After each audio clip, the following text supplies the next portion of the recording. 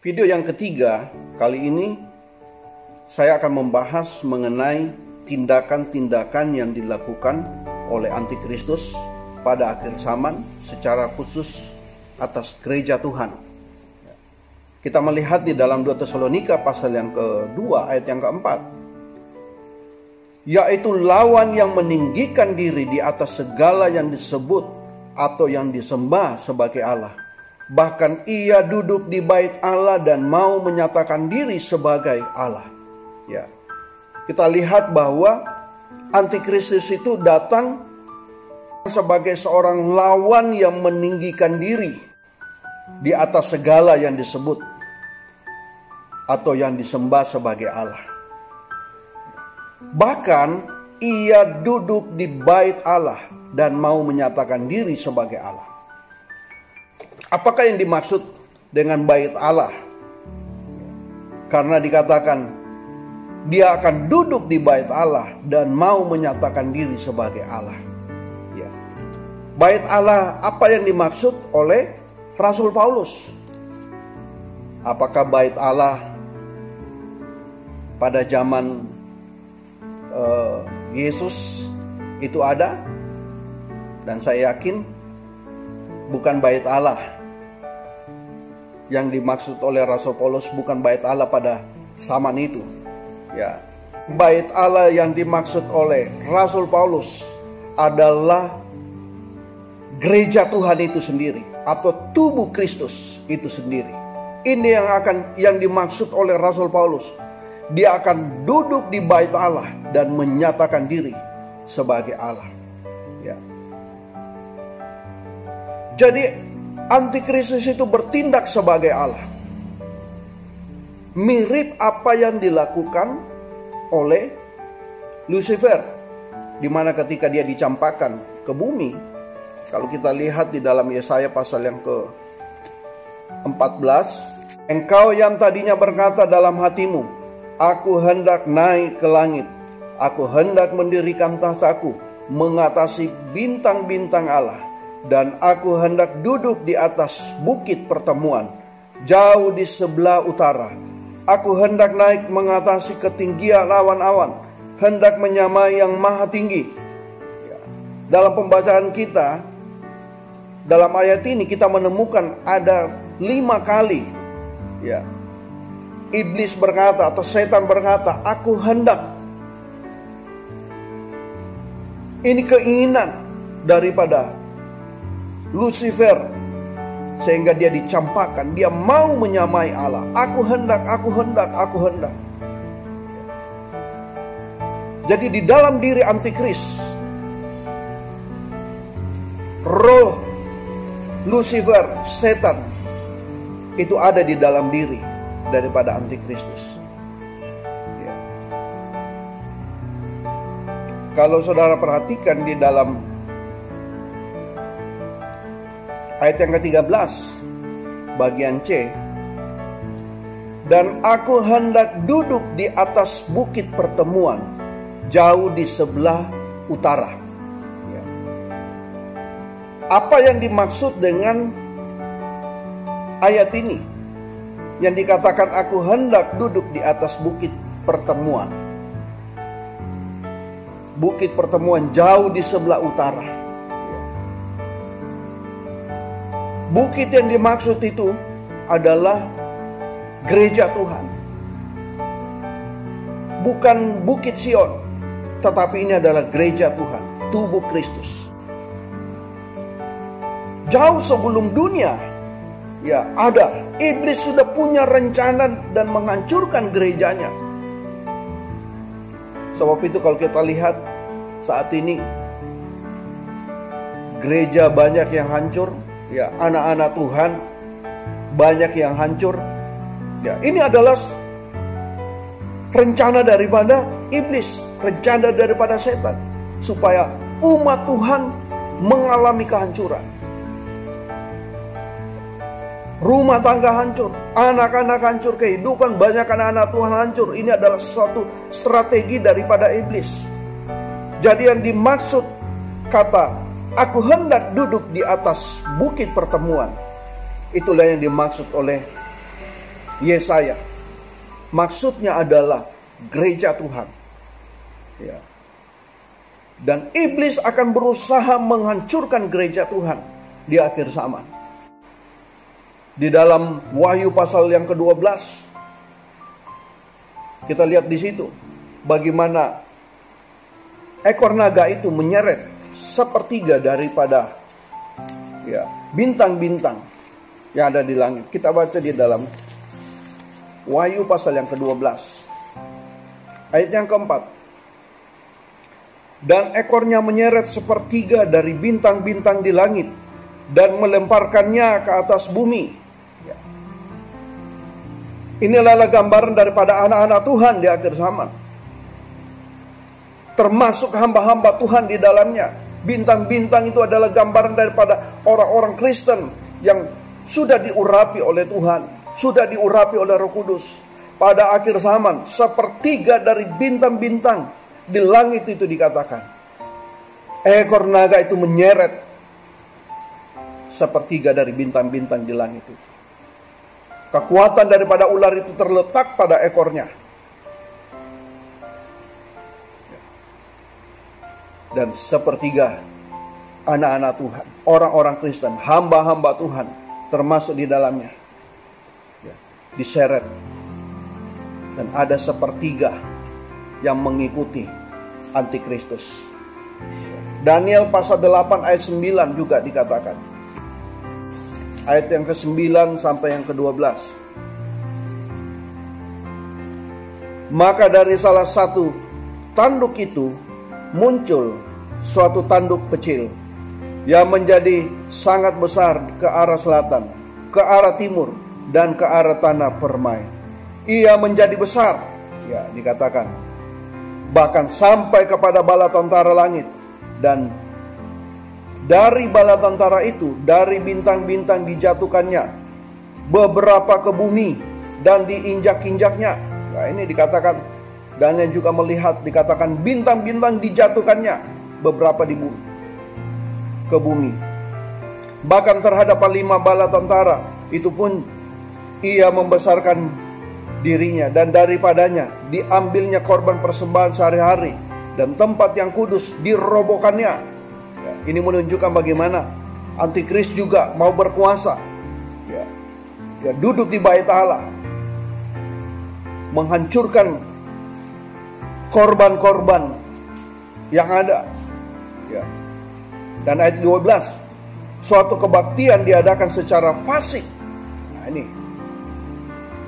Jadi roh Antikristus itu membangun suatu sistem agama manusia. Dan dia adakan secara fasik, menggantikan korban sehari-hari. Kebenaran dihempaskannya ke bumi, dan apa yang dibuatnya semuanya berhasil. Kalau kita melihat, ada Rasul Paulus sempat menyinggung tentang ibadah buatan manusia. Inilah Antikristus akan membuat sebuah ibadah buatan manusia, bukan menurut kebenaran, cara yang benar, tetapi menurut cara pandangannya sendiri pada saat itu. Jadi pada akhir zaman akan ada sebuah perseteruan yang sangat besar, yaitu Trinitas. Setan, Antikristus, dan juga nabi-nabi palsu. Itu Trinitas daripada setan.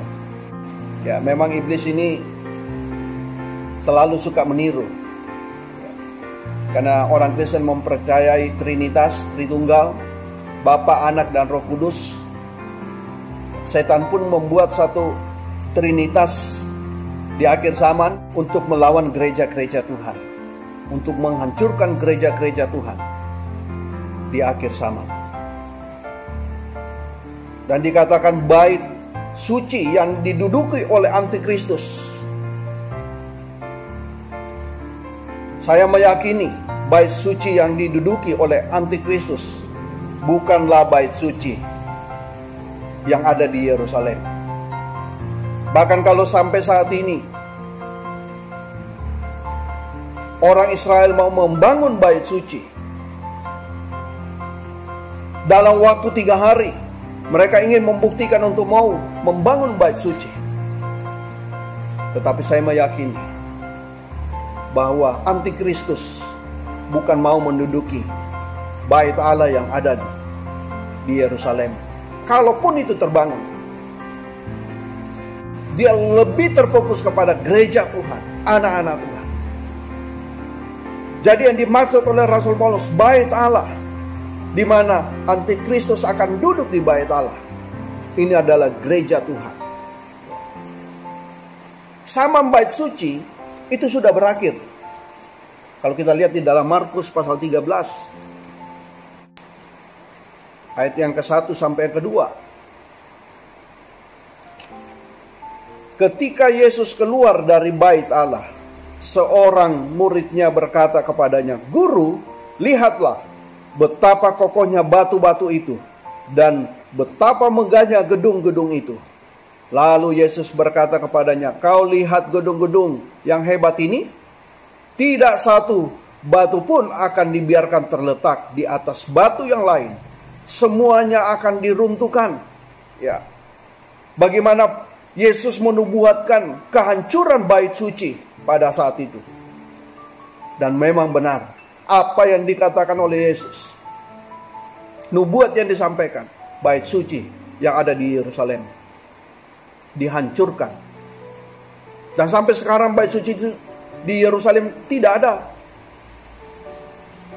Dan ini yang menjadi tujuan orang-orang Israel, orang-orang Yahudi pada saat ini, mau berusaha membangun bait suci, di mana ya bait Salomo pernah didirikan di tempat itu. Bagi saya, ya, apa yang saya pahami dalam kebenaran firman Tuhan ini, zaman bait suci sudah berakhir. Tidak ada lagi bait suci yang akan dibangun. Kita pernah melihat ada 3 bait suci yang pernah dibangun mulai dari zaman Musa. Ya. Ada Bukit Gideon, itulah tempat terakhir di mana Musa membangun sebuah kemah. Ya. Itu terletak di atas Bukit Gideon. Ada Bukit Sion, kemah yang dibangun oleh Daud, yang juga disebut kemah Daud. Itu dibangun di atas Bukit Sion. Dan yang ketiga ada Bukit Moria. Bukit Moria adalah bait suci Salomo. Itu 3 bukit yang pernah ada, pernah dibangun bait suci di tempat itu. Tetapi apa yang dikatakan oleh Yesus, Dia katakan kepada murid-muridnya, "Kau lihat gedung-gedung yang hebat ini, tidak satu pun akan dibiarkannya terletak di atas batu yang lain. Semuanya akan diruntuhkan." Artinya apa? Zaman bait suci sudah berakhir. Dan Tuhan berkata, ini saatnya di mana ketika zaman bait suci itu telah berakhir. Saatnya di mana umat Tuhan tidak lagi terfokus kepada bangunan secara fisik, tetapi bait suci itu adalah diri kita, yaitu gereja Tuhan. Itulah bait suci yang sebenarnya. Di dalam Yohanes pasal yang ke-4,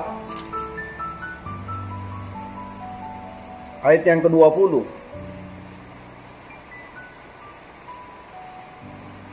"Nenek moyang kami menyembah di atas gunung ini, tetapi kamu katakan bahwa Yerusalemlah tempat orang menyembah." 21. Kata Yesus kepadanya, "Percayalah kepadaku, hai perempuan, saatnya akan tiba bahwa kamu akan menyembah Bapa bukan di gunung ini dan bukan juga di Yerusalem. Kamu menyembah apa yang tidak kamu kenal. Kami menyembah apa yang kami kenal, sebab keselamatan datang dari bangsa Yahudi. Tetapi saatnya akan datang dan sudah tiba sekarang bahwa penyembah-penyembah benar akan menyembah Bapa dalam roh dan kebenaran, sebab Bapa menghendaki penyembah-penyembah demikian. Ya. Apa yang disampaikan oleh Yesus kepada perempuan Samaria ini, dikatakan saatnya akan datang dan sudah tiba sekarang. Ya, Tuhan menunjukkan bahwa kedatangan daripada Yesus tidak lagi terfokus dengan gedung-gedung ibadah, gedung-gedung gereja yang saat ini dibanggakan oleh banyak anak-anak Tuhan. Kalau Yesus berkata bahwa saatnya akan datang dan sudah tiba sekarang, bahwa penyembah-penyembah benar akan menyembah Bapa dalam roh dan kebenaran. Apa yang dimaksud menyembah kepada Bapa dalam roh dan kebenaran? Artinya apa? Kalau saudara baca konteks daripada ayat ini, percakapan Yesus dengan perempuan Samaria berbicara mengenai tempat ibadah, bait suci. Perempuan Samaria ini berkata, nenek moyang kami menyembah di atas gunung ini. Yang dimaksud adalah Gunung Gerizim, di mana orang-orang Samaria membangun bait Allah di gunung ini. Mereka berpatokan kepada Ulangan 27 ayat 4 sampai yang kelima, di mana dikatakan di situ Yosua diperintahkan untuk membangun mezbah. Jadi itu tempat yang dibangun oleh orang Samaria, yaitu di Gunung Gerizim. Ada bait Allah. Orang Yahudi membangun bait Allah yang ada di Yerusalem. Tetapi Tuhan katakan, tetapi saatnya akan datang dan sudah tiba, bahwa penyembah-penyembah benar akan menyembah Bapa dalam roh dan kebenaran. Ya. Artinya apa? Yesus sedang berkata, zaman bait suci sudah berakhir. Sudah tiba saatnya di mana orang Kristen mengetahui fokusnya bukan lagi bait suci, karena bait suci itu adalah diri kita sendiri. Ya, itulah bait Allah. Jadi maksud di dalam menyembah dalam roh dan kebenaran, ibadah itu tidak lagi dibatasi dengan gedung-gedung, tempat-tempat dimanapun kita bisa beribadah, di mana disampaikan kebenaran di situ, firman Tuhan di situ. Ya, berdoa pakai alat musik apapun di situ, bahkan tanpa alat musik pun, ya, kita bisa melakukan sebuah ibadah kepada Tuhan. Kalau kita melihat apa yang terjadi saat ini, di mana kita tidak bisa lagi beribadah kepada Tuhan dengan cara seperti yang lalu kita beribadah di gedung-gedung. Tetapi saat ini pemerintah menganjurkan untuk kita beribadah di rumah masing-masing. Sebenarnya melalui kejadian ini, orang Kristen harus memahami bahwa inilah yang dimaksud oleh Yesus. Kita beribadah, kita menyembah dalam roh dan kebenaran. Kita tidak boleh dibatasi dengan gedung. Seolah-olah kalau kita pergi beribadah, kita harus berada di dalam satu tempat, gedung, gereja. Menyembah dalam roh dan kebenaran, artinya kita tidak boleh dibatasi dengan gedung, ruangan, ya, tempat ibadah. Karena bait Allah yang sebenarnya adalah diri kita sendiri. Jadi kiranya apa yang saya sampaikan, kebenaran ini, ya, COVID-19 sedang mengajarkan kepada kita supaya kita bisa memahami Yohanes 4 ayatnya yang ke-24. Kita harus menyembah dalam roh dan kebenaran. Tuhan memberkati kita. Haleluya. Puji Tuhan.